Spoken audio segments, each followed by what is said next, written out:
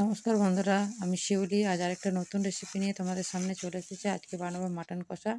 বর বাজার থেকে মাটন এনেছিল, মাটনটা ধুয়ে নিয়েছি। এখন একটু ম্যারিনেট করে নুন হলুদ আর সর্ষের তেল মাখিয়ে রেখে দিয়েছিলাম 1 ঘন্টা।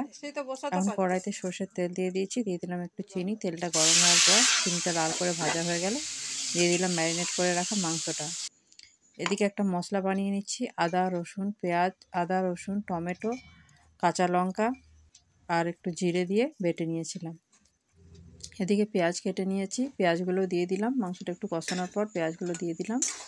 এবার ভালো করে মাংসটা ঢাকা দিয়ে দিয়ে কষিয়ে নেবো, যাতে ভালো মতন সেদ্ধ হয়ে যায়।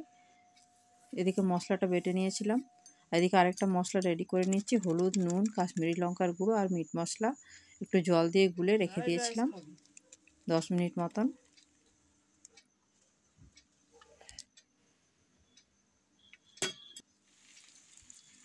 এখন মাংসটা অনেকটা কষানো হয়ে গেছে, দিয়ে দিলাম বেটে রাখা মশলাটা আর ওই গুলে রাখা মশলাটা, দুটো মশলাই দিয়ে দিলাম। তারপর ঢাকা দিয়ে আরও ভালো করে কষিয়ে নিচ্ছি। দেখো কত সুন্দর কষানোটা হয়েছে। মেয়ে কষানো মাংস খেতে পেলো, তাই ওকে 2 পিস কষানো মাংস দিয়েছিলাম। দিয়ে দিলাম তেজপাতা।